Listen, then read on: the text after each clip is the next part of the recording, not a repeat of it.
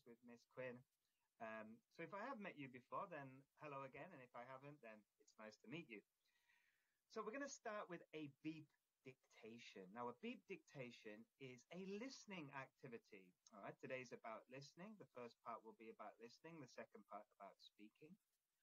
And we're going to do a listening activity. I'm going to say a sentence, and I'm going to say the word beep during the sentence.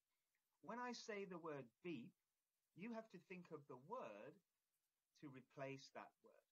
So, for example, you can see that my name is Del. So if I said to you, my name is Beep, you would write what? What would you write? My name is Beep. Good, good, good. All right. So you would write the name Del. Exactly. All right. Excellent. All right. So I'm going to say the first sentence to you, and I want you to try and guess and find out a little bit more about me. Try and maybe listen to my voice, maybe look at me in the picture and on the screen, and see if you, hello, Mr. Beep. Yes, that's very good. And maybe you can get some idea about who I am. So, my name is Del, and I come from Beep. All right. So what's the Beep? My name is Del, and I come from Beep. Any ideas? Britain, England. Any others? I've got America there.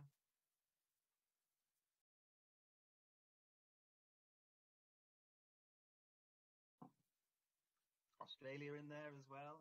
America, Boston. Oh, it's very specific. Boston. All right, good. All right, so you've got that. I'm going to tell you the answers. Yeah, I was made in a Macmillan publishing house. That would be good if they could do that, I think. Belgium. Oh, that's interesting. And Canada as well. All right, well, I'll tell you the answers in a moment, but we'll keep going. The next sentence. And with this one, please be kind, okay? Please be kind. I'm Beep years old, and my birthday is in April. All right, I'm Beep years old, and my birthday is in April. Remember to be kind. 51, 50, 40, that's kind. 40. 60? I told you to be kind. 60? Oh, no, I'm going to have to do something with my...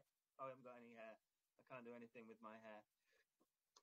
All right, so good. Some nice guesses there. Some that are very kind and some that are... Thank you very much. I'm going to keep a record of whoever said 20.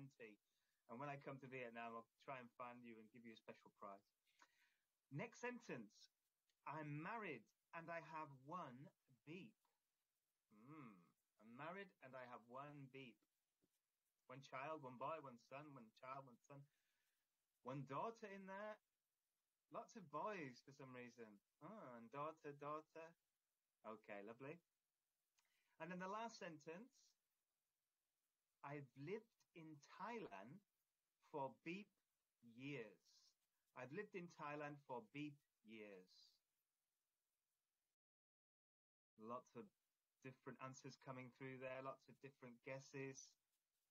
All right. Okay. Good stuff. All right. So I'm going to tell you the answers now. And this activity is just a bit of fun to get to know each other. What I would normally do now is ask my students maybe to, depending on their level, maybe to write sentences and make their own beep sentences and then tell each other. This is something that you can do at the start of a course. You can do it obviously yourself as a teacher with any kind of vocabulary or any kind of grammar as well. It's kind of a fun activity. So here are the answers. So my name is Del and I come from England. England is the answer. So if you said England, you're correct. Or Britain would also be correct. That's the answer. I'm beep years old. 50 years old. So I think it got, when I was looking, it was around 50. People, the first one I saw was 51, which was nearly correct. Yeah, I celebrated my half century last month. I'm married and I have one daughter. Some people got that correct. And I've lived in Thailand for 23 years. Yeah, I've been in Thailand for a long time now. I've been in Asia for a long time.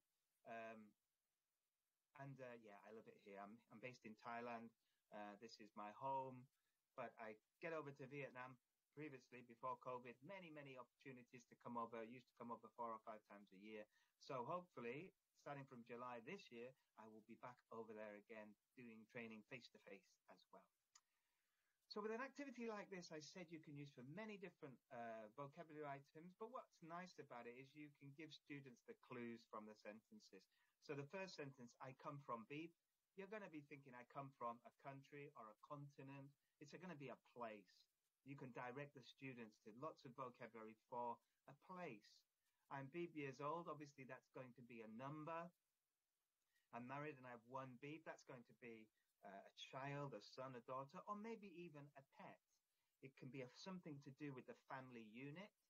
And I've lived in Thailand for Beep years. Years indicates a number again. And you can really direct how you get students to answer these Beep questions. And there's lots of opportunities to adapt this activity. But a nice little listening activity to start. All right, let's get on with today's session. So here is our agenda for today's session. So we're going to look at the start. We're going to look at a framework for listening. So it's going to be kind of in two parts. The first part, the framework for listening, we're going to look at using images. We're going to look at using flashcards as well, which are kind of the same but different. And I'll show you why they're the same. Flashcards are more specific for certain images. And the images that I'm thinking of are very broad and can get lots of ideas. We're going to also look at a framework for speaking, and the framework is very similar. You can use this framework, and I'm going to show you how I adapted it, but they are very similar. But once you get used to using the framework, I think your lessons will become easier to follow. In the speaking, we're going to look specifically at giving instructions, and how to group some students.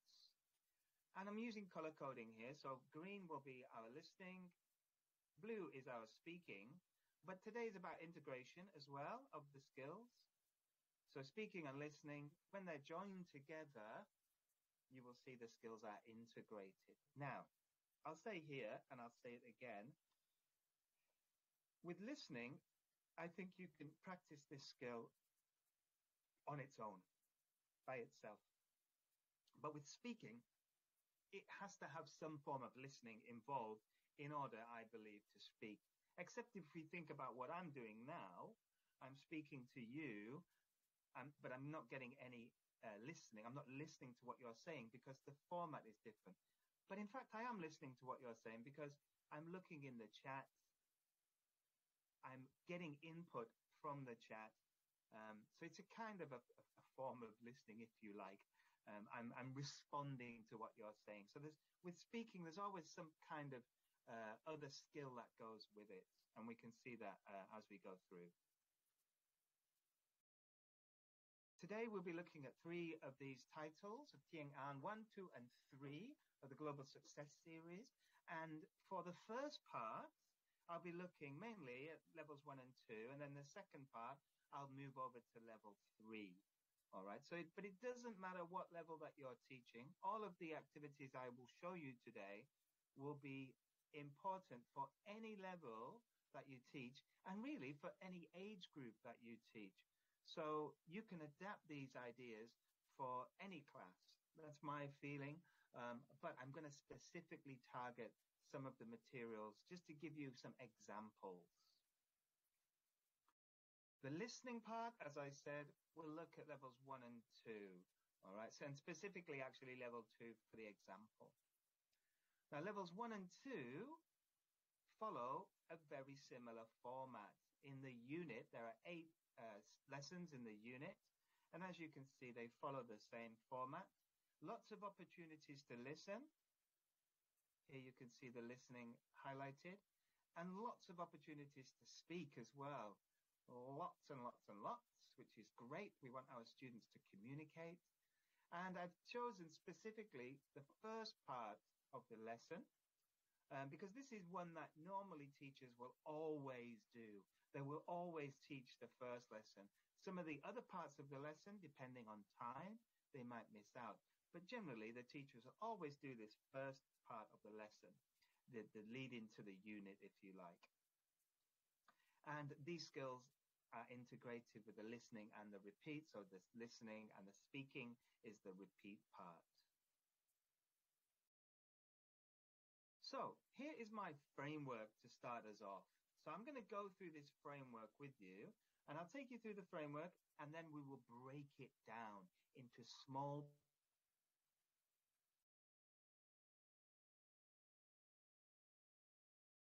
This meeting is being recorded. Different ideas and games that you can use to take you through this framework. So the first thing we have in a framework is our lead-in. So for teaching a listening lesson, we have a lead-in element, okay? And I'll show you some activities that we can do for the lead-in. After the lead-in, what do you think comes next in our framework? What would we do? If we're teaching a listening lesson, we have a lead-in, and then what might we do? Has anybody got any ideas? Feel free to share your ideas.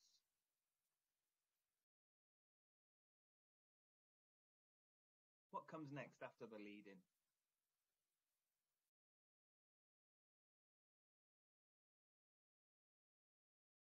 Okay, suggest the topic. That's great.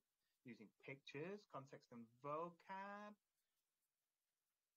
And we might play a game. Set the scene. I like all this. This is nice. So what we might have next, actually, I'm thinking more of the pre-task work. So the things that you said, using pictures to set the scene, the characters, discover the pictures, this might be the pre-task work that we're doing. Some guessing, yes, what's another word for guessing that we always like to use?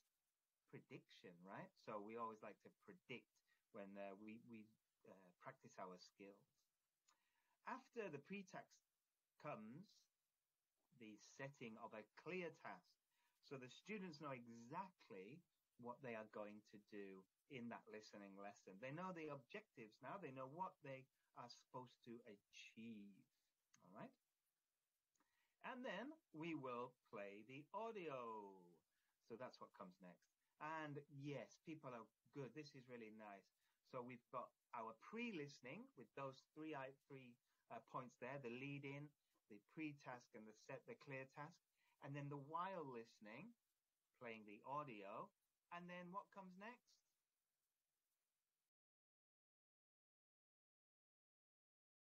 After the while listening, so we're playing the audio, we've done the while listening.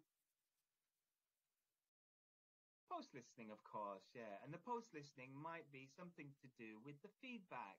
So checking, very nice. Yeah, checking that you've achieved your aims, feedback on the task, and then could they do the task? So this would be checking that they've achieved their aims, or you've achieved your aims, but more importantly, that the students can do the task. So can they do the task? Hopefully the answer is yes. And if they can do the task, then you can conclude the lesson and maybe do something extra. Okay, and then we're going to look at some extra activities that you can do. However, a lot of the time, you might ask the question, could they do the task? And you might have the no, all right? You might have students who can't do the task. What do you do now? What do you do if the students cannot do the task? Replay. You help them, of course. Yes, you play again, but it's very important that what Angyang THC Bin Long has said is to help, all right?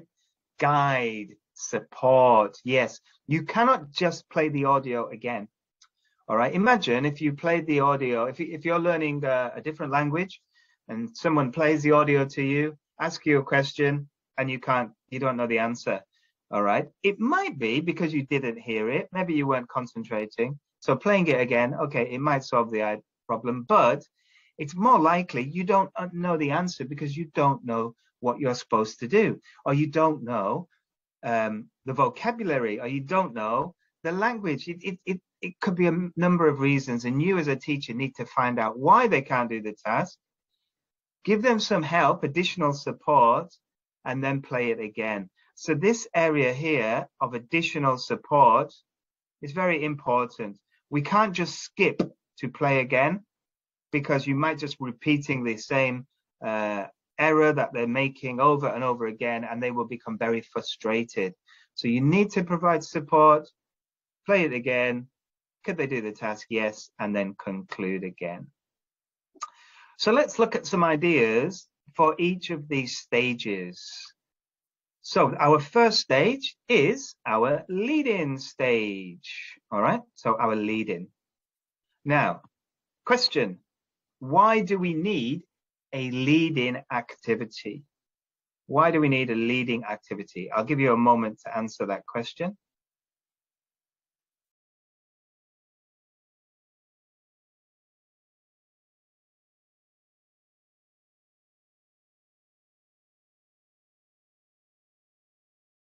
Let me have a look. To warm up, yes.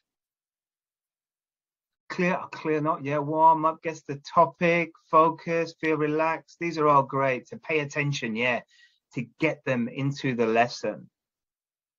For sure, yeah, all good examples. And I hope you do leading activities to warm up, get your students ready.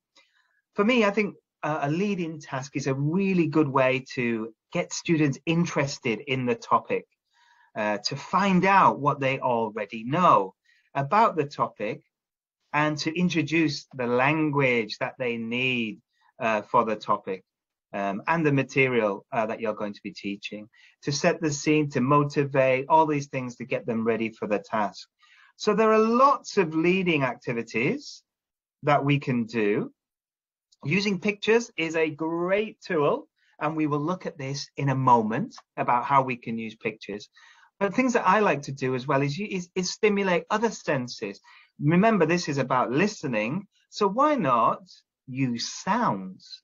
Sounds are a great way to bring emotions, to bring other elements of learning into the classroom. So, and they can be very powerful at bringing images into the mind.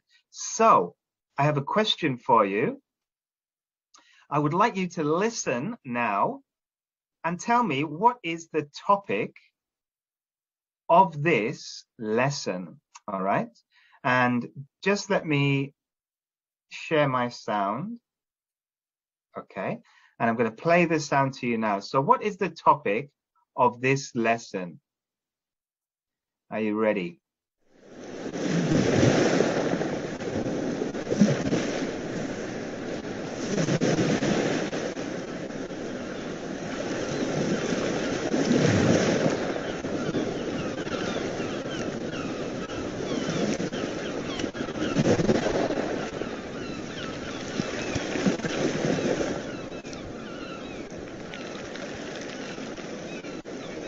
Lovely job. Okay, excellent. So I saw lots of great ideas. I can't read them all, but lots of people were talking about the beach, the sea, the weather at the seaside. Somebody said disaster, which again, that's amazing. Somebody's thinking about maybe like a perfect storm kind of situation, maybe where there's like an accident. So lots of imagination, lots of things coming out. And at this stage, there's no right or wrong answer. We've got animals, we've got waves, we've got lots of vocabulary coming out from just this one short sound. And on the internet, you can find loads of these sounds. So if you're teaching jobs, you can have people doing different jobs, hitting a hammer, or directing traffic, or anything that you can think of to get children using their imagination. It's a really powerful tool. So yeah, you were right. And here's my image. We're going to look at Unit 3, which is at the seaside, of course. So now we're going to use the images. We're going to think about using the tool of the images. 1 second while I just move my thing down. And we're going to look at this great picture that you can see from Unit 3 of the Tian An, apologies for my pronunciation, by the way, Tian An Level 2 book. And each unit starts with these lovely, beautiful visual openers that get students really engaged with the picture. So what we might do with this is we might now get students to label the picture. So they've come up with lots of vocabulary, the words that they that they came out from the listening activity, the sounds. They may have said the beach, and we can see the beach is here. They may have said waves, and we can see waves on the ocean. They may have said ocean. They may have said sea. They may have said holiday, and all these different words that come out. And we can label our picture now and start to build more vocabulary around the picture. Another way to get children to engage with an image is to use what we call visible thinking routines. So here we might ask our students very simple questions to set the scene, yeah, as you're saying. So these 3 words, see, think, wonder, very simple way to guide your learners. And you can use this at level 1. They will need more guidance. And you can use this for adult learners who will need less guidance. So within that, whatever level, if it's level 1, 2, or 3 that you're teaching, you will need to provide more or less guidance with these questions. So the first question, what can you see? Look at the picture. What can you see? No right or wrong answers. What can you see in the picture? You can have some suggested questions, yeah, to guide them after this. You can see sailing. Yeah, you can ask questions. What's the boy doing? What's the boy wearing? This kind of questions to help guide them through this. Excellent. All right, great. So, and you might ask for 1-word answers that you're giving me now. Level 1, you would get 1-word answers, right? Level 3, you might start to get more sentences. I can see a boy. I can see a girl. So you start to build their language around this. The next thing you might be asking, what do you think? So what do you think? So you can see them, but what do you think? They're funny, yeah, they're having fun, they're on holiday, you think they're happy, they're excited. So now you're starting to think about emotions, things that you don't know, but things that you think. You're really kind of like going deeper now into the image. So I think they're having a nice time. I think they're brother and sister. I think they're on holiday. So any of these ideas might be good. And as a teacher, you're guiding. So instead of what do you think, you might say, are they a family? And asking these questions. Happy? Sad? And asking these kind of guided questions. And then what do you wonder? What do you wonder? Something that I always wonder about, or I'm wondering about, the boy has caught the fish, right? What do you wonder?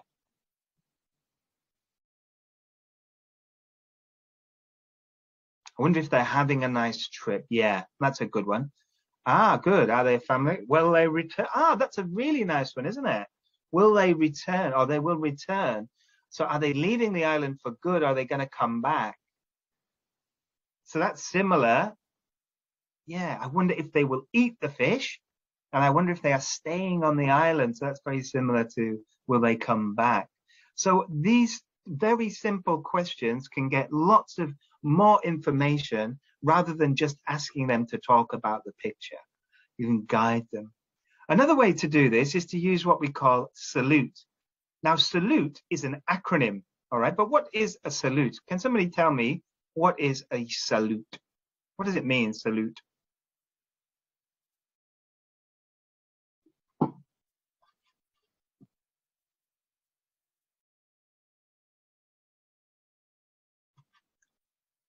A way of greeting, yes. And it's a way of greeting, usually in the military, right? Soldiers, these are soldiers from Malaysia, actually, and they are greeting people, all right? They're saluting. But the reason that they use this, or the reason that they do this is to greet, but they also use this word, salute, to help them understand a situation. All right. So when soldiers, when police, maybe even when firefighters, when they go into a situation that they're not sure about, they use this word salute to help them. And we can use this word salute to help them understand the picture. And I'll show you. It's got a meaning. The S stands for size. All right. So when we look at a situation, we think salute, S, size. How many people are there? How many people are there in the picture? All right. We can look at the A. What is the A? What does A mean in salute? So S is size, A. What would A be? Think about if you're going into a situation, you look at the size and then you look at what? What are the people doing? You look at the action, good. Or similar to action, same kind of word, the activity, yeah. Now you can change this to action if you want to. It's up to you. It's your salute as well. Now, L, what would L mean? So we've got the size, we know how many people, we know what they're doing, and we know the L. Think about the L. What would the L be? The location, excellent work, yes. With a place, where are they? All right. The next is U. You might want to think about the U, the uniform, lovely work. What are they wearing? What do they look like? And all these kind of information.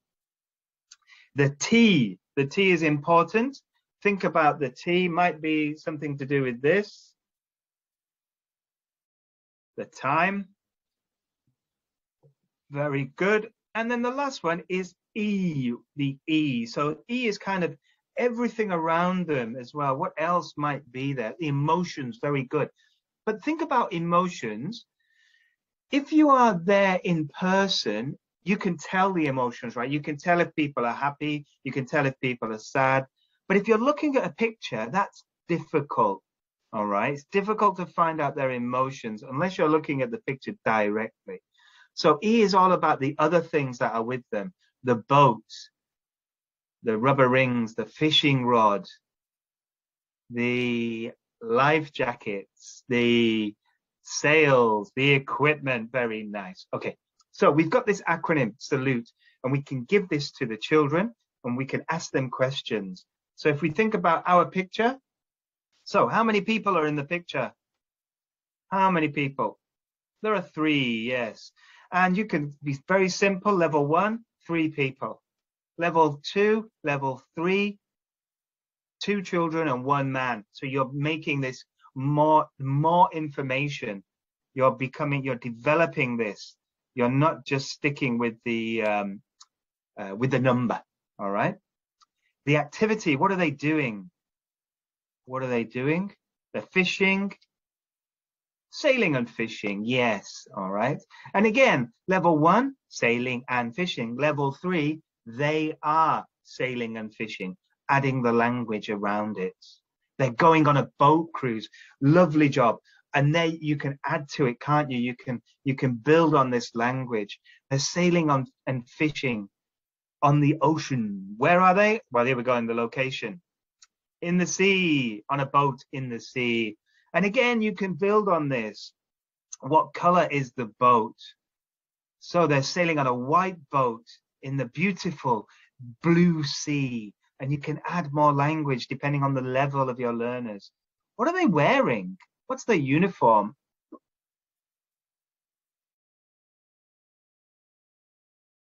T-shirt and shorts. Perfect job. Same as Teacher Dell. And again, shorts and T-shirt. And again, you can add colors to this. You can add adjectives. A beautiful short. A beautiful pair of shorts and a beautiful T-shirt or a very fashionable T-shirt. What a life jacket. Very nice. What time of day is it? Morning. Summer. Good. Lovely. So you've got the time of day and you've got the season. All right. This is nice. It could be morning. How do you know it's the morning?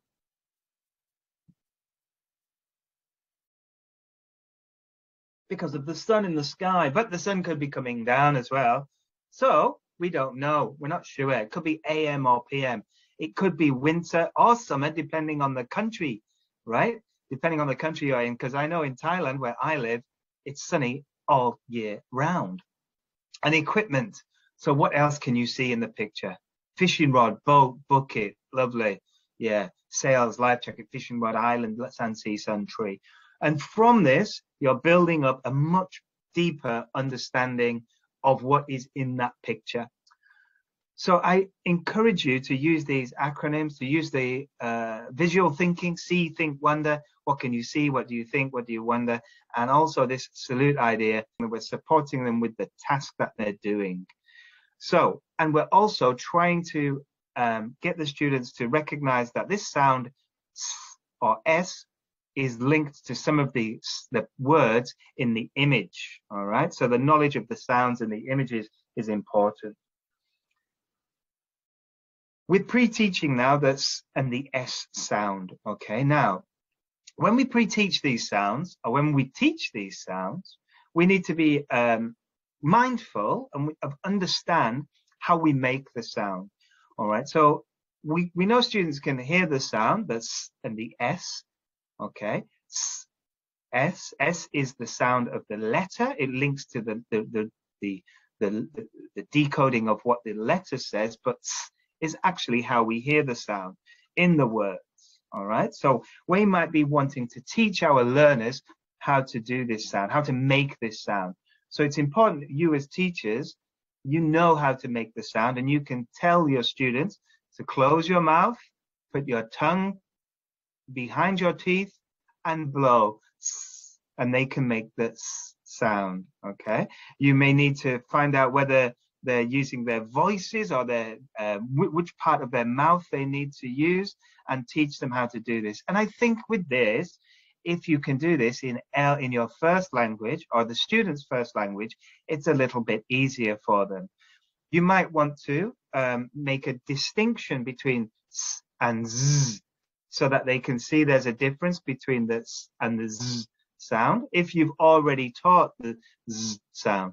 And then similar with the Sh and S, you might want to teach the difference between those as well. But you have to be careful with this. You have to make sure that you're not overloading them with different sounds. And this careful progression of sounds you will see in the book itself. So make sure you look at what the students have already been taught before you start teaching them the differences between sounds that may come later. All right, so be careful of that. So today we're addressing the S sound. And what we might do now is ask them to think about, to do some prediction. All right, so what sounds do you think you will hear in the listening activity that we're going to do? So what sounds do you think you might hear?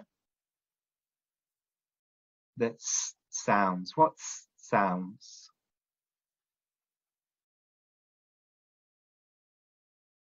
So they'll be good. We've got sail, sea, and sand.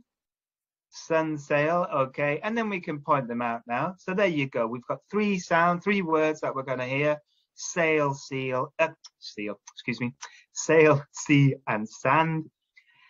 And now we might want to just go a little bit further to check understanding and find some more S words in the room. So if you're in the classroom, what S words can you see? So I'm not in the classroom. I'm not sure if you're in the classroom, but what S words can you see where you are sat now? So I can see scissors. All right, you might not be able to see that. Scissors.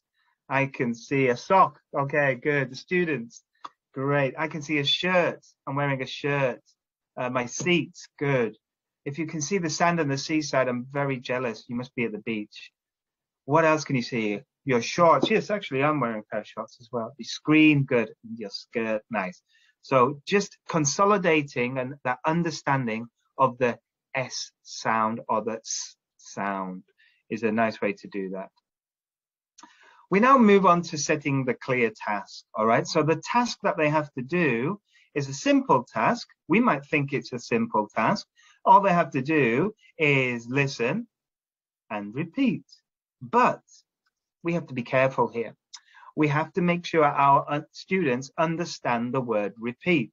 We often, as teachers, overlook these instructions. Now, they may understand the word sand because they can see the sand, the sail, they can see the sail, and the sea, they can see the word sea.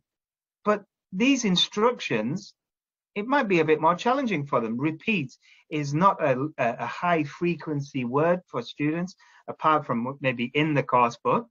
but they still need to understand what this word is. So make sure you're really clear about what students have to do in the task. And to do that, you have to model the activity. You have to model the task. So you will model it yourself, okay? You will do the activity yourself, show students what they have to do. And you can use gestures to model, listen, see, repeat, see, okay? And you're very clear and you model this. You model it by yourself, listen, repeat, listen, see, repeat, see, and you're very clear about your instructions. And again, with instructions, don't be afraid to use your first language or the first language of the learners. So in your case, Vietnamese, don't be afraid to use it, to give them those instructions, to check your instructions. So you model it with all the students at the front of the class. You will then say to all the students, okay, I'm going to say see, and you will get them to then repeat see, and you can check, model, look around, big classroom, make sure you find out your weakest student that they're doing the activity with you. Then get a student to the front of the class, see, and the student in the front of the class will repeat back to you, and then get another student to come up, and one student will then say the word see, and the other student will repeat. Do this in the first time you do this, it will become very clear, and students will then very clear understanding of what they have to do. So when you come to do the activity, you don't have to stop it and repeat your instructions. Okay, it's very important that you model and you give them clear instructions. And now we move on to playing the audio, actually doing the while listening task. Now, be careful when you play the audio, because if the audio is too fast, you may need to pause it after each word. So let's have a listen to the audio here, the example, and we'll see if you think it would be too fast or okay for your learners. Unit 3. At the Seaside. Page 4. Excuse me.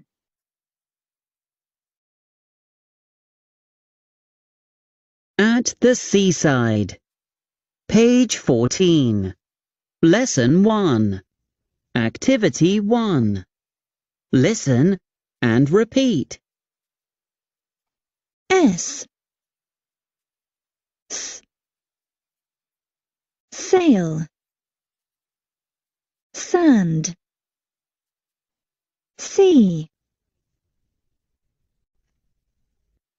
So for your students, do you think that would be too slow, too fast, or about right for your students? Think about level 2 students.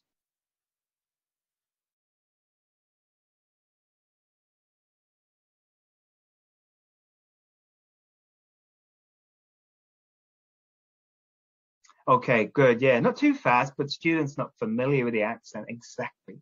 Yeah.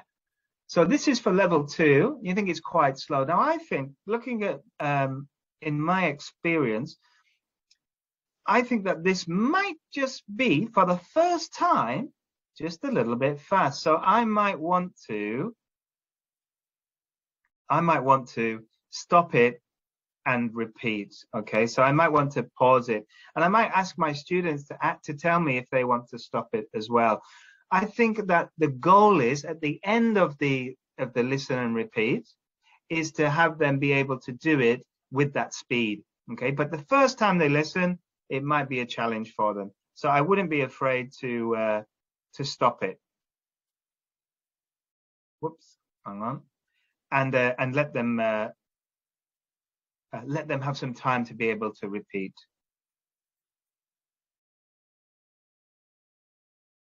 After that, you can actually start to then have some fun and drill the language. You can play a little game with them, and just to break it up so that we mentioned accent. So they may not be familiar with this accent, so you can drill it yourself, use your own accent.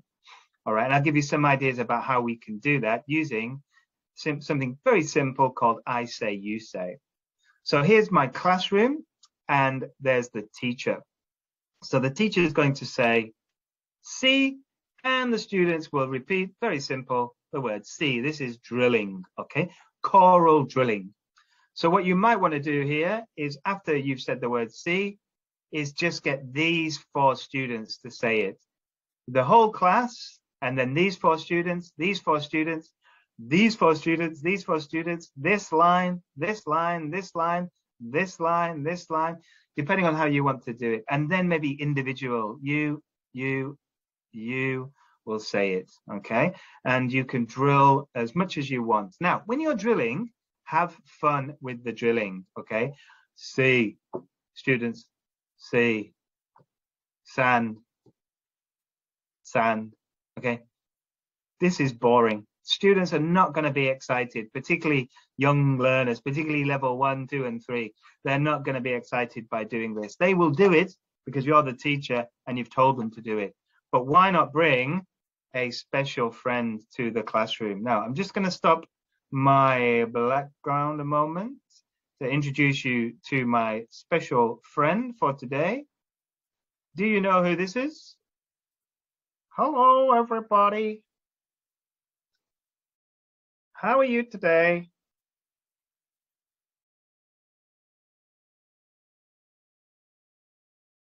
This is my friend. Does anybody know what his name is? He's very famous. He's a puppet. He's a puppet. He's got a special name, though. You might have seen him in a famous movie called Toy Story.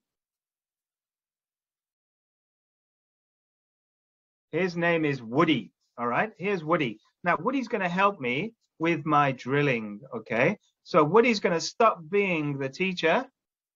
Woody's going to take over the teacher role, and he's going to do the drilling. Are you ready? Okay, here we go. See. And the students would repeat, see, okay? But as I said, that's a bit boring, isn't it? So let's have some fun.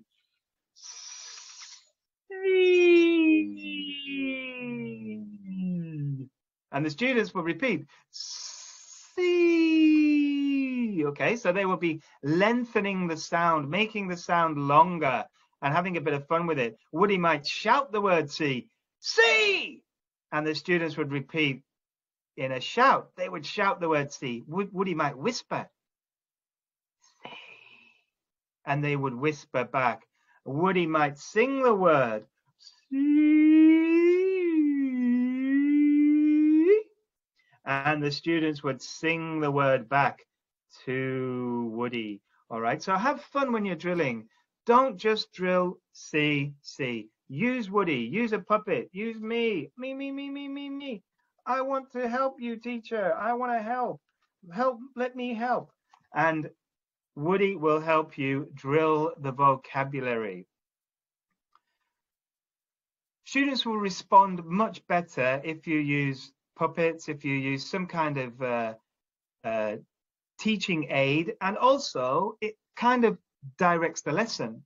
They're going to know exactly what they're going to do. If you bring Woody to the lesson, you've got Woody by the side of you. Okay, kids, what we're going to do now is, and you bring out Woody, they already know what they have to do. So you don't have to give instructions. They know Woody's going to say the words and they are going to repeat.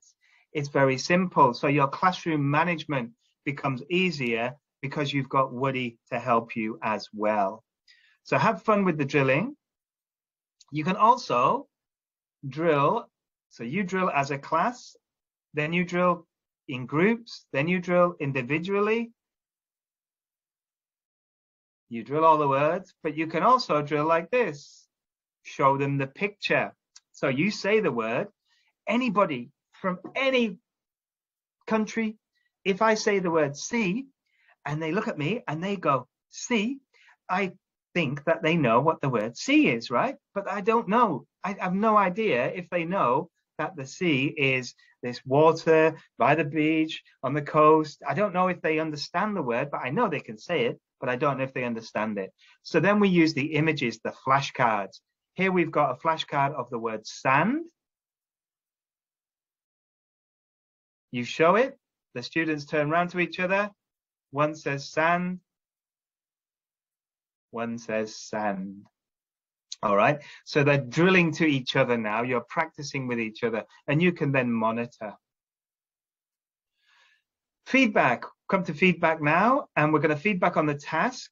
Here we're going to think about praise. All right, we must praise equally. Now, I know my colleague John has mentioned this before about lollipop sticks. And again, a way to do this is to build up your lollipop sticks of your classrooms, and to, let me just get that out of the way, to make sure that you have your students' names, either lollipop sticks or even just note down your students' names.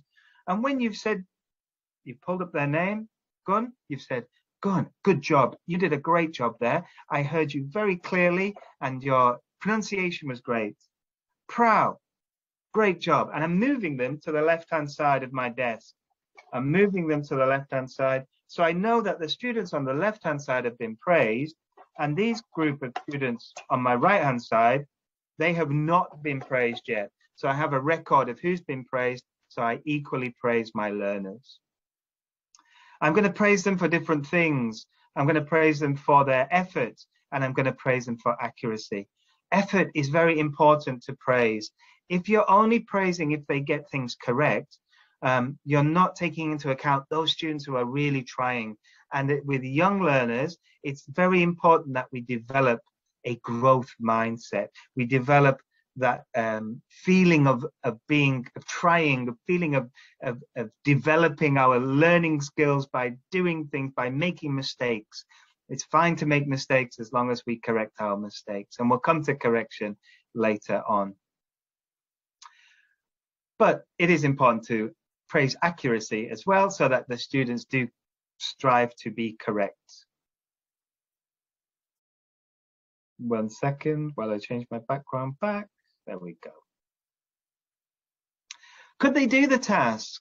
Well, here we can check the task, so we can drill again. We can bring out Woody. Hi, everybody, and we can drill it again, making sure everybody's correct and they're all saying the words correctly. Again, make sure you have fun while you're drilling. Bring out Woody. We can check understanding. So this time we need to maybe use some flashcards to check understanding. As I mentioned before, anybody can repeat the words, but do they understand what the words mean? So this is where we check understanding. And we can do that by playing a game, a very simple game called Board Slap. I have, I'm just looking at the chat, some ginseng, that's nice. So Board Slap, I played this game many, many times. And the reason I've played this game many times is because it works. So you have the flashcards, the lovely flashcards that come with the book. Lots of beautiful images. You can put these images up. Now you will see I've got sail, I've got sand, and I've got sea. All right, these are my key words from my lesson. But this is lesson 3. The lesson before, lesson 2, we were looking at the K sound: bike, kitten, kite. So I'm recycling the language now, playing this game. So what I'm going to do is I'm going to say a word, stand, and the first child who stood at the side of the board will put their hand, will slap the board, and they will slap the word sand. The first student to do that wins a point for their team. They sit down and a new student comes up for their team. Split the class into 2 teams and they can play against each other and have a competition. And you can play this until the students get bored. If you think, oh my goodness, I have a big class, I have a lot of students, this is going to be quite chaotic, it's going to be quite noisy, that's fine. It's fine to have some noisy time in your class, but you can also make this a little bit quieter by simply having a paper cup and put the paper cup on the student's head. This will stop them from being too energetic. They will have to move slowly, because if the paper cup falls off, they lose a point. All right, so they still have to slap the board, but they're going to be doing it a bit more slowly to keep the cup on their head, and the class will be quieter as a result. You can also do this by having the flashcards that are available to you, but this time with the words. So they're recognizing the spelling, the sound, and also the image as well. So here we have the word sail, and they have to hit the word sail. So mix it up between the pictures and the words, and the words and the pictures. Make it a bit more different, a bit more challenging when you have to look at the words. So could they do the task? The board slap we've looked at. We can integrate some skills here with some speaking now. All right, so we've done some drilling, but now we want to check that understanding that they can say the word clearly by playing a game. Now this game is called Telephone. Some people will have heard it as Whispers, okay? So this is a Whispers game. Now this is post-listening, yes, but it's still checking the task. I'm checking the understanding. I'm monitoring carefully all of my learners, the ones which can say it, the ones which can't say it. And I'm focusing on whether I need to then do some more work to help them say the words correctly. And this is a good word of checking. So I will say the word, or show them the word in this case. So this is the word sail. These two students here will now turn around. They look at the picture. They're quiet. Shh. This is a Whispers game. They're on the telephone. They're not shouting. Shh. Whispers. They turn around and then they pass the word along. And then the student at the end will write the word. Okay. Now, this is a simple way of checking that the students are saying the word accurately and correctly. Because if the student at the end now writes the word see, I can check, I know that there's some problem in this line of students that has caused them to say the wrong, or caused them to write the wrong word. So I can now go back, drill again, check again, and then play the game again to make sure that they've got this correctly. Now you might be thinking level 1, it's still a problem with motor skills and writing the words. And if that's the case, then you can do it like this.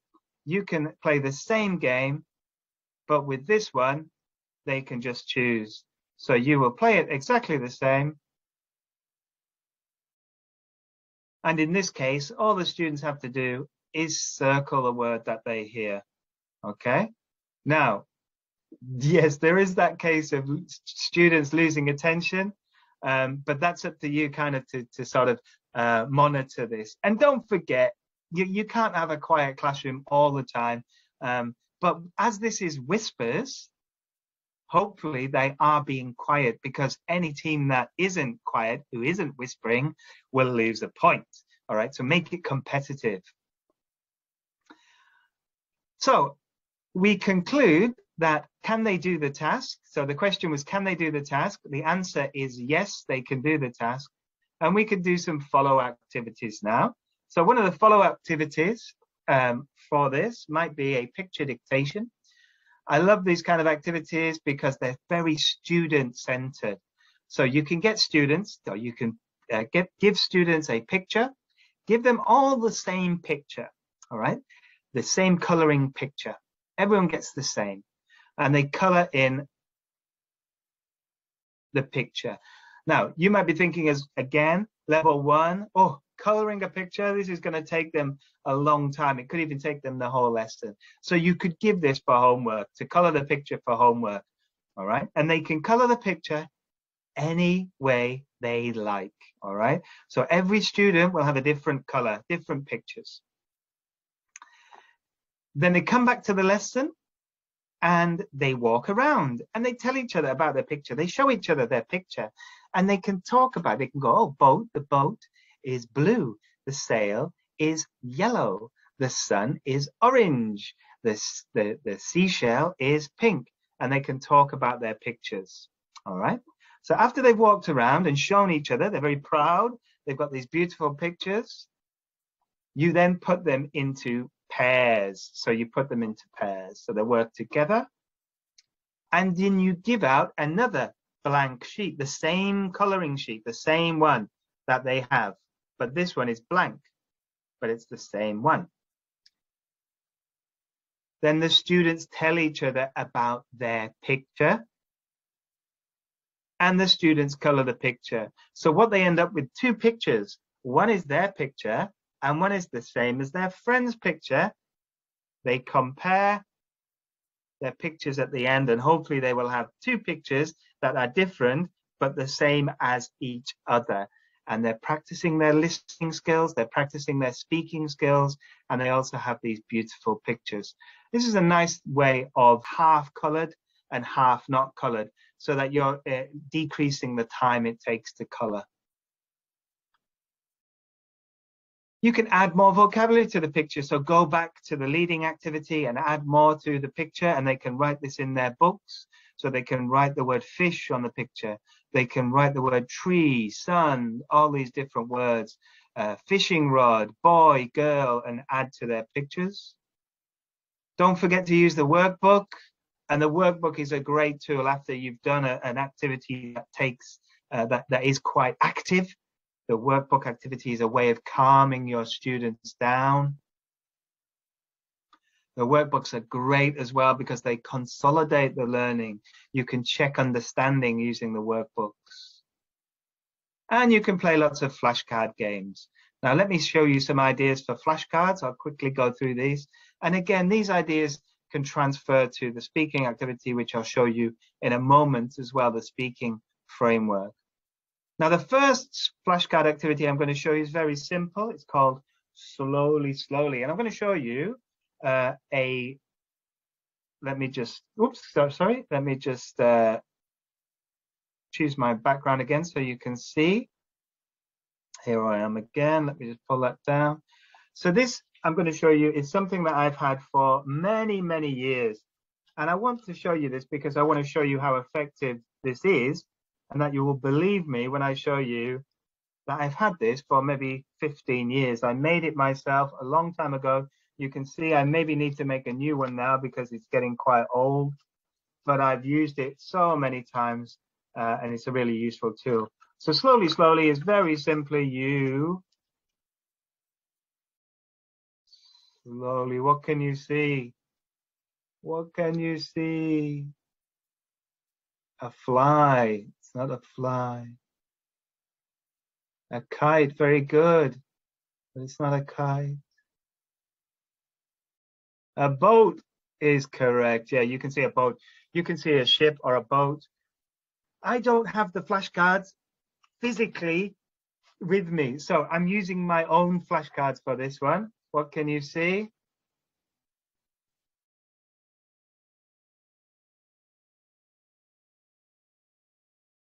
Like a plane. A helicopter, very nice. Yeah, you can see a helicopter. So this slow reveal is just a really nice, easy way to introduce or practice the vocabulary for your learners. If you're using the flashcards or using flashcards, you can simply just, whoops, that's the wrong way. Sorry, I'm getting confused because of the camera. You can simply use another flashcard to show your image, a mountain, etc. Yeah, so it's a very nice, easy way to introduce your vocabulary to your learners, to build on your learners' understanding. So we've got Slowly, Slowly. Flashcard Bingo is also a useful tool. With Flashcard Bingo, you write the words on the board, and learners simply choose 4 words and they write them on the bingo sheet, and then you, maybe I don't have these words, but similar, you will slowly reveal the words and they have to cross out the words that they can see. All right, very simple. Bingo is always fun for students because generally there's a winner and they love to shout out bingo.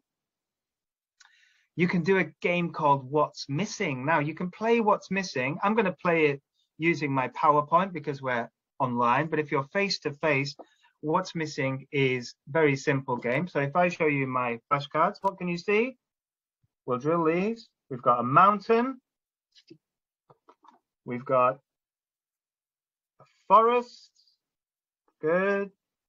We've got a lake.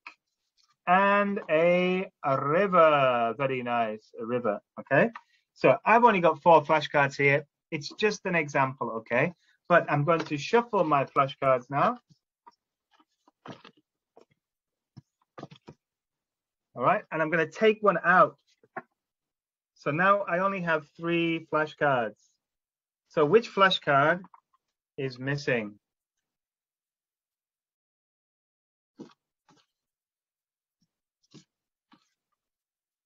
What is missing? You've got it. It's the river. The river is missing, okay? And you can play this. You can get students to be the teacher. You can give the flashcards to the student. The student can take one away, be the teacher, and then show it to the learners. And it creates a lot of fun and a lot of excitement. If you're teaching like this, you might say, I might ask you now, what's missing from my flashcards? The bike. Yes. What's missing? Quick, quick.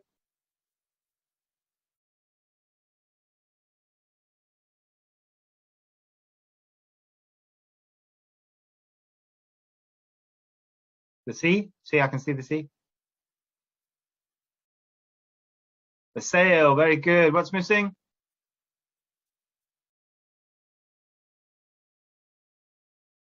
The sand. Very good. And so on and so forth.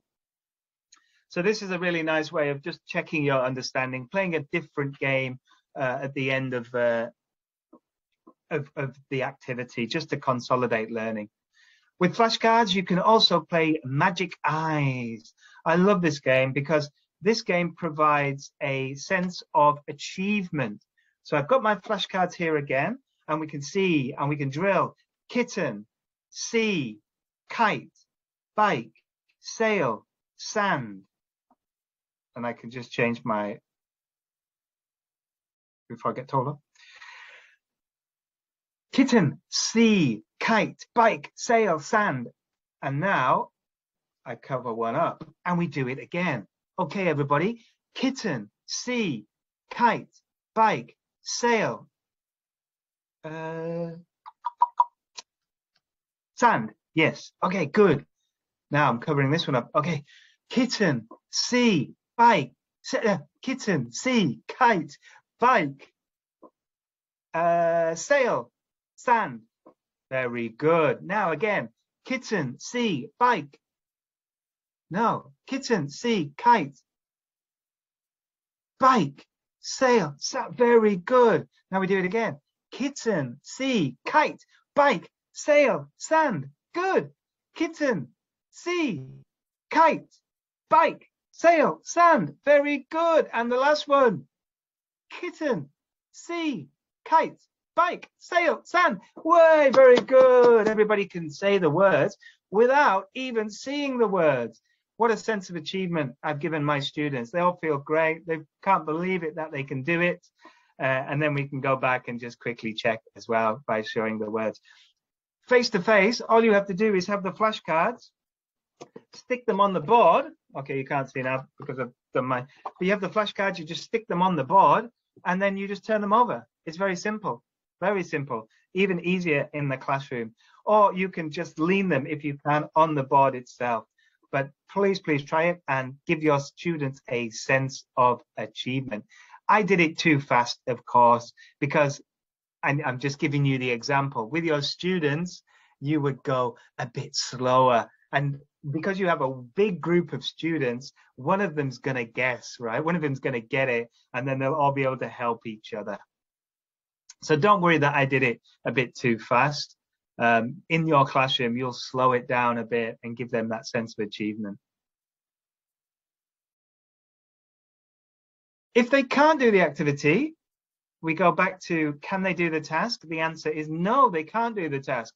Maybe some students are not repeating the words, or they're repeating them incorrectly. So you have to identify the problem. Is it a language problem? Do they not understand the words? Are they getting the word sea and sand mixed up? Are they not saying it correctly? Is there a problem with the way that, are they saying zan instead of sand? You need to check this. Is it your instructions? Do they not know what the word repeat means? So again, you need to find out, identify the problem and correct it, and then do the task again. So here's our framework for listening. It looks something like this. And I think if you follow this framework, you'll have lots of opportunities to really make sure that you achieve your aims and that your students achieve their aims as well. Frameworks are a really good way of just supporting your teaching. However, we also do have in the teacher's guide the fantastic procedures with all the objectives. So please, please don't forget to use this. Somebody mentioned earlier about having the energy to do this for 8 periods. We had people saying that, you know, they've got teaching a lot of lessons throughout the day, and that's understandable. You have large classes, lots of students. So go back to your teacher's guide to help you with that. Drink some ginseng tea, which is what I think somebody said, and make sure you have lots of breaks within your lessons so that you're resting yourself as well. Maybe some times to breathe between activities. Do some breathing activities, some brain breaks. I'm going quickly because I'm giving you lots of ideas, but I don't expect you to do this so quickly in your lessons. Otherwise, by the time you get to lunchtime, you're going to need a sleep. All right, so I'm just giving you ideas. Take one, take the other, use it at different times, use them when you see fit. But obviously, you're not going to use them all at the same time. You have to select and use the teacher's guide to help you. So let's now look at our speaking. So the speaking framework, we're going to follow for level 3, a little bit of a higher level. And you will see in the speaking lessons in level 3 or the lessons in level 3, they're very similar, but lesson 4 can be different. Listen and circle, listen and number. And you can also see here, lesson 5, look, complete and read and match. So they're very similar, but a little bit different. Lots of opportunities again for listening, lots of opportunities for speaking.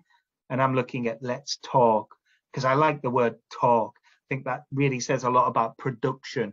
And when you talk, people listen. So they integrate the skills, as you can see in my rectangle.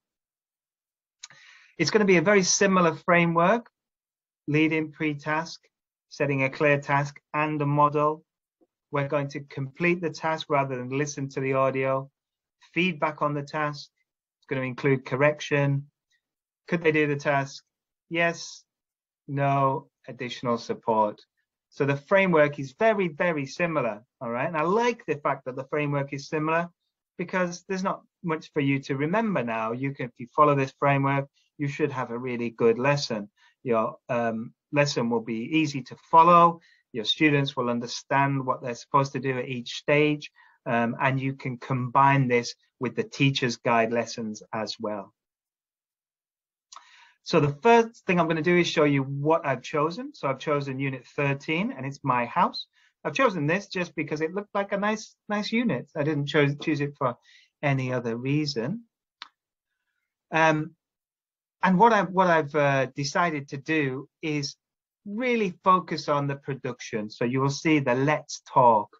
Where's it? So the student have to produce the language. All right, they have to produce the language. So let's look at how I'm going to do this and how it fits with our framework. So the lead-in, we're going to look again at vocabulary, building the students' vocabulary around the topic of the house, my house. All right, so very similar to the listening lesson. We're trying to stimulate interest, but get students interested, find out what they already know, introduce our language. So what we might do is we might brainstorm. Before we do 4 corners, we might brainstorm. So we could put the students into 4 groups. One is the living room, one is the bedroom, one is the kitchen, one is the bathroom, and they can write down all the things that they can see in these rooms. You could bring objects into the lesson that come from these rooms, and you could pre-teach some of the vocabulary. You can also play a four corners activity. Four corners looks like this. This is your classroom, all right? Now, it might not look exactly like your classroom, and your classroom might be a bit smaller, it might be a bit bigger, it might have more students, it might have less students. I imagine it's got more students, right? But this is just an example. So what you want to do is look at the classroom. Normally classrooms have four corners in the classroom, and you put these words or these pictures into the corners of the room. Now, if you can move the chairs in your classroom, this is great. If you can't, you can do this activity in another way, and I'll tell you about that in a moment. But what I like about this is that there is some movement. There's a little bit of total physical response, some TPR. So the teacher will now say, where's the frying pan? And here the teacher is providing some vocabulary practice, but also modeling the question of where's the, okay? So this will come in the future when they do the task. So where's the frying pan? Which one is it? A, B, C, or D? In the kitchen, of course. So now my students, they will move to the kitchen, all right? They will all get up, stand up, and walk to the kitchen, which is C. But one student, oh no, he has gone to the living room. So he's not clear whether, we're not clear whether he understands what a frying pan is or what a kitchen is. So he's now going to move across though, because everybody else has moved across, and some of his students, his fellow students, were able to correct him and tell him what it is. Now, if you don't have a classroom that you can move around in, students can simply point to the corner, okay? They can point to the corner, stay in their seats, point to the corner, or they can write on a piece of paper A, B, C, D, and show that A, B, C, D. Simply use those activities so that they're not moving around if they physically cannot move. You can change this if you think of jobs. Who works outside? All right, so with jobs, who works outside would be the farmer. They would all move to the farmer. Exactly. And with food, you can have it with which one is healthy. Okay, so with this one, there are two answers, right? The apple's healthy, and also the salmon is healthy as well. The fish is healthy. So you might have a split, and that's fine. You could also ask, which food do you want to eat right now? Okay, so they might choose, if they're children, they might choose that they would like to eat the fries or the cake rather than the salmon or the fish. So you can add an option. No right or wrong answer is nice to do as well. Which one do you want to eat now? They could, maybe 4 would go for French fries, 4 for the apple, 4 for the fish, 10 for the cake. So it depends on their ideas, what they want to do. So 4 corners, you can use it for different vocabulary, different items. Now, when you come to the pre-task work, this is very important that we check instructions. All right, so if we have this task where they have to talk about the picture, ask questions about the rooms and where the room is, and then tell the other person where the room is, we need to check instructions. So with this activity, what would you ask the students to check your instructions and to help students with the task? So what questions would you ask? You can model, but that comes in a moment. First of all, you've given instructions, and now you check your instructions. What would you ask them?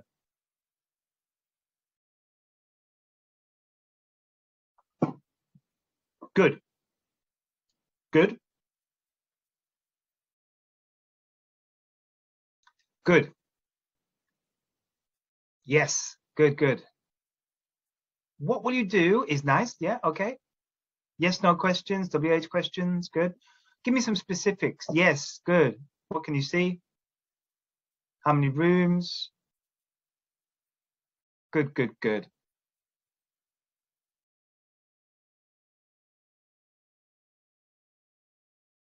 Okay, great. What about the question, do you understand? You're given the instructions, do you understand? Is that a good question? Why is it not good to ask, do you understand?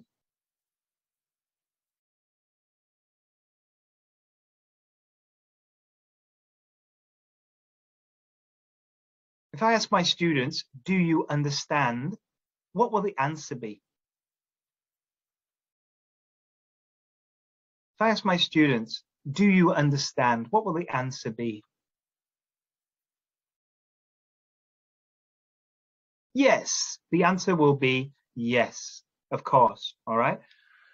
So we can't ask that question. Be careful if you ask that question. Is it clear?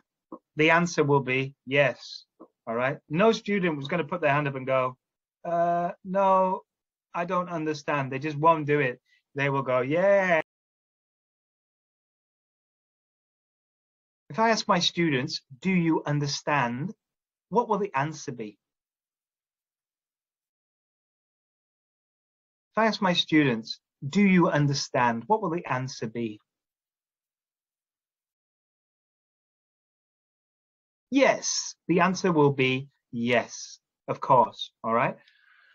So we can't ask that question. Be careful if you ask that question. Is it clear?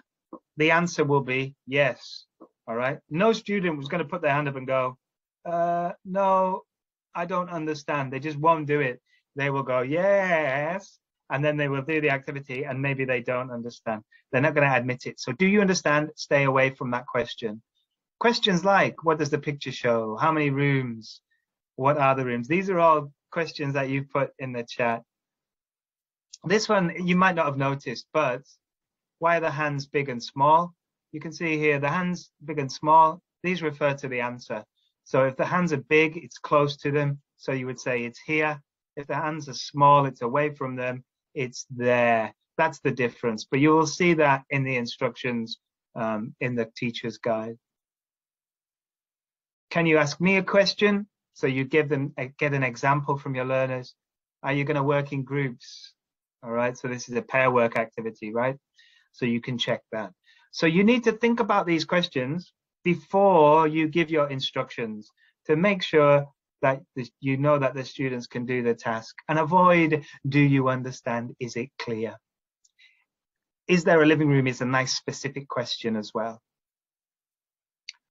And then you will model the activity. Again, when you model the activity, you will do this with the whole class. You will do it with one student, and then a student will model the activity before you put them into pairs. You will also drill the contractions. There's some language here. Where's the? So where's is where is. When you drill contractions, you can use this. So where is, and you put your fingers together, where's. So use your fingers to show the contraction. Where is, where's. All right, use your body to show that. And then you can put the students into pairs. Now, when you pair up students, remember to change the pairs. They might sit next to each other and it's easy for them to work in the same pair.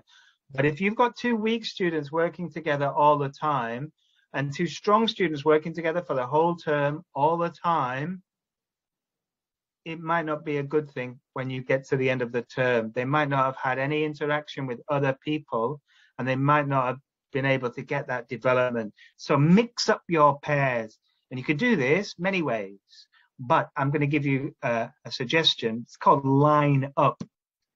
Stand up all the students, get them to come to the front or line up against the wall, and ask them to stand in line from the tallest to the shortest, from the oldest to the youngest, from the number of letters in their name, the longest name, to the shortest name, the number that they are in the class, the number that they are in the class. So the highest number, the smallest number. And then the one at this end and the one at this end is one pair. The one at this end and this end is one pair and one pair and one pair. Change it. Make sure you have some diversity in the pairs that you have. This keeps everybody interested and everybody on their toes. I'm going to give you a document later with some ideas as well how to line people up. Then you complete the task, all right? So what do we do here? While you complete the task, you monitor discreetly, all right? This is so important. When students are speaking, you give them a chance to speak, all right?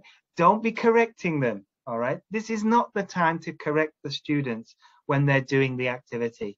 Stand back, monitor, and make some notes. Write down. If you hear a mistake, write it down, but don't correct the student just yet. You will have a chance for them to correct themselves, okay? Let them go, let them go. Then it comes to the feedback. So the feedback on the task, you're praising equally, don't forget. Praising their efforts, praising their accuracy, but you will need to do some error correction, all right? Now, with this kind of activity, you will find that there are errors that you will already know they are going to make. And this prediction of errors from you as a teacher will help you when you do the activity beforehand to practice, but it will also help you when it comes to this feedback stage as well.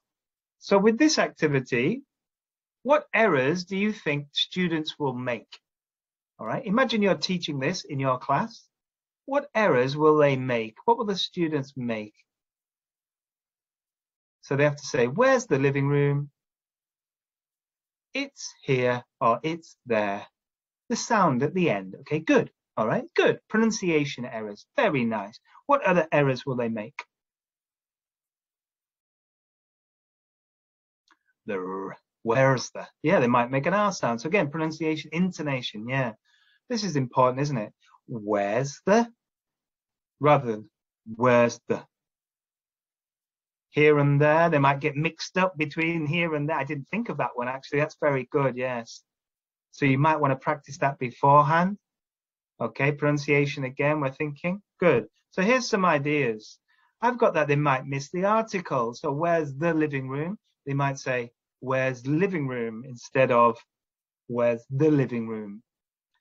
No contraction. So they might say where is or just where living room. Where is the living room? In my context, they might get mixed up with the wh and the v. Often I've heard this mistake in Thailand, particularly. They get mixed up with chicken and kitchen. And the T and the th, the T and the th sound. So these are some predicted errors that I would come up with. And I might want to either drill this beforehand or just be aware of this when I'm listening and making notes. All right, so you have to be aware of these. And there are many ways to then correct these errors. And again, I'm going to share a document with you. Remember with the contractions, you can use your fingers or turn it this way. Where's, where is, where's, where is, where's.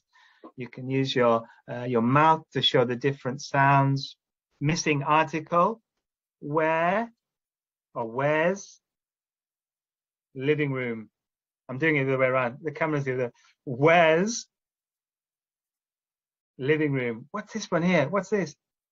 And they would tell me the, hopefully. So using fingers is a nice strategy. And I'll give you this document that you can see here at the end of the session. So could they do the task? The answer is obviously no, they can't do the task because they're going to need some additional support. They're going to need some correction. And you've given them the correction. And now you repeat the activity. So you're letting them correct themselves. Again, you monitor discreetly, you make notes, and you can then repeat the activity again with a different pair, different students in different, working in different sounds, different pairs. You can even make this a competition. Okay, we're going to do this for 5 minutes. And I want you to try to work with as many people as you can. All right. You've got to tell me how many people did you speak to in this activity? And then at the end, you can find out who spoke to the most people. And then hopefully at the end, you can say, can they do the task? Yes, they can, and they can conclude the task now. And now you can really start to expand and personalize on the activities.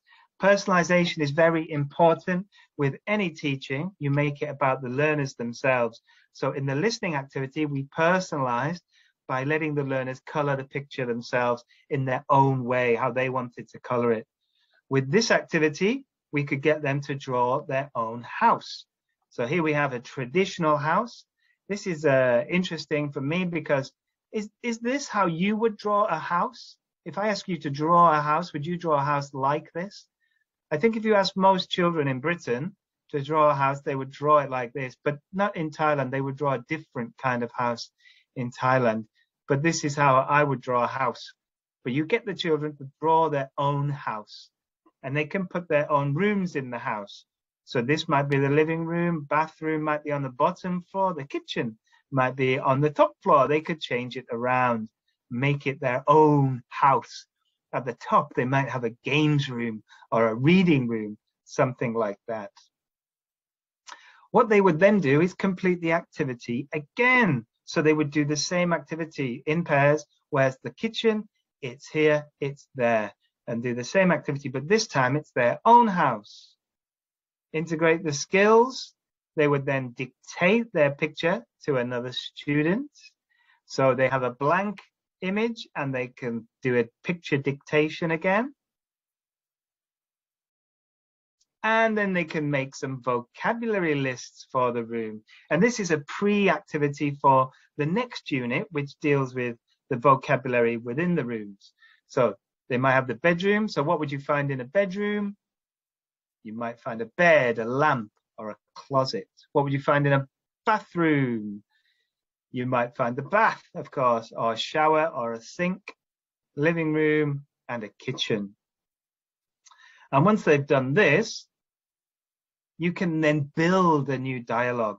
So we've got, where's the bedroom? It's here. Where's the bathroom? It's there. Okay, you're building up that dialogue. You're practicing the target language, but now we can add language to it. So where's the bedroom? It's here. We can then say, what's in the bedroom? So we're adding new language. And he would say, the bed, the lamp, and the closet. And we can start to build up more conversations, more language, and more opportunities for learners to speak. And we can then drill and practice again with more students. We go back, we complete the task again, and we have lots and lots of opportunities to practice our speaking and our listening. So let's have a look at the framework again for speaking. We're coming to the end of the presentation now. So we start with the lead-in, pre-task work, and then set a clear task and a model it. We complete the task. We have feedback on it. Could they do the task? Yes. So we conclude, do some other activities, personalize the activities. They can't do the task. It's probably going to be the first thing because they're going to be pronunciation errors, going to be language errors. So then you provide that additional support, that feedback, that error correction, and then they complete the task. And then finally, you answer the question again, and you finish the lesson. So there's our simple framework for this activity, the speaking lesson. I think it's a really, as I said, a really easy guide for you to follow. But again, don't forget, we have the full lesson plans in the teacher's guide to help you step-by-step approach to teaching. And this will be where you should start, I'm sure, or where you will start to make sure you've got a good foundation of how to teach that lesson. And then you can add the ideas that I've given you to each of these stages of the lesson, the lead-in stages, the feedback stages, etc. So let me share with you now some documents. So I'm going to put these documents into the chat. So the first document I have that I'm going to share you is all about presenting vocabulary using flashcards and other ideas. So have a look. You can open this document. If you click on it, you'll be able to open that. We also have another document here, which will help you recycle the vocabulary. So when you've presented the vocabulary, this will help you practice it with your learners. If you're interested in putting students into groups, I have a nice document here, which will help you put students into groups. And if you are interested in correction, there's a document here to help you with error correction. And in addition to, if you're interested in learning more about correcting errors, we have a really good article on, let me just find it, here we go. A really good article on our website, which is all about error correction here. And I also wrote a blog on error correction, which you can find here as well. So that brings me to the end of my presentation, but we do have time for a question and answer section. So if you would like to give me any questions that you have, I'll be happy to stay around and answer your questions. While we do that, we also have a survey link in the chat.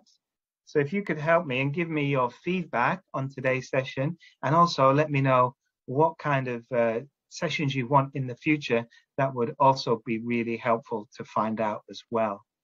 So let me have a look in the Q&A and see if there's any questions already there.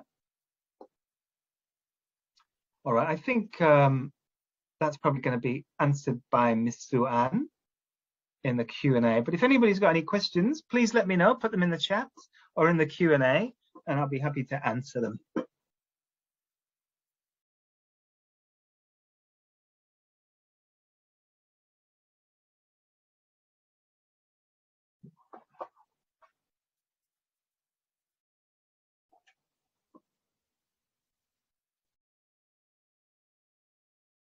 Thank you to you as well. Thank you all for your participation today. So please do let me know if you've got any questions. As I said, I'll be just hanging around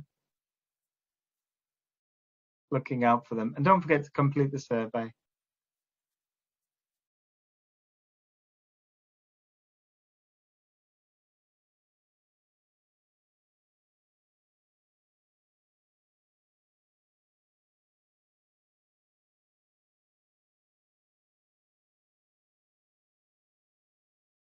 And I hope to see you very soon. If I come to Vietnam soon, hopefully in July.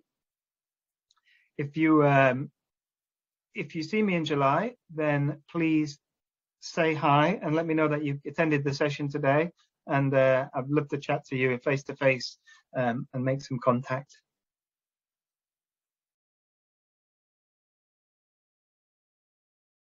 Yeah, I hope so.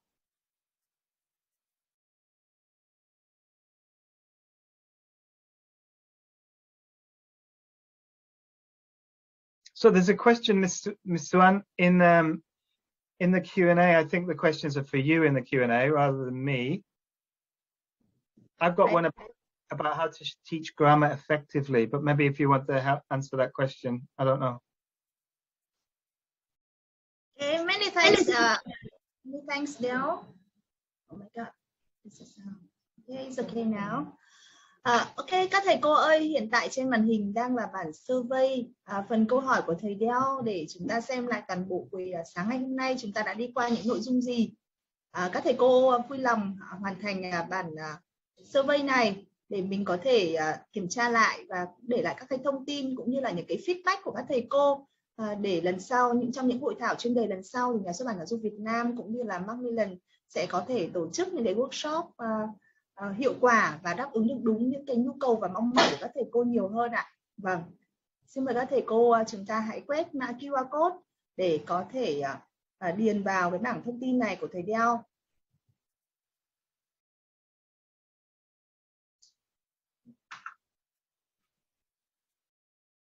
Vâng, như vậy là trong vòng gần 2 tiếng đồng hồ phải không ạ?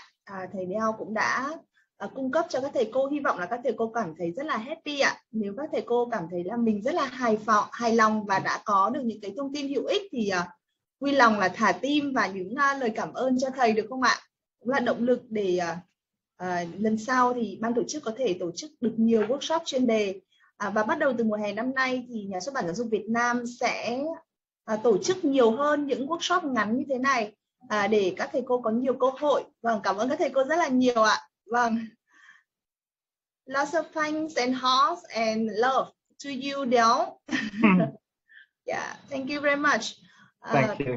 Vâng, và trong các cái mùa hè tới, hội thảo chuyên đề lần thứ 2 sẽ được tổ chức vào tháng 10 năm 2022 với những cái chủ đề mới và cũng sẽ được tổ chức theo hình thức Zoom webinar như này. Các thầy cô hãy chờ đón những hội thảo sắp tới của Nhà xuất bản Giáo dục Việt Nam. Vâng, cảm ơn các thầy cô rất là nhiều ạ.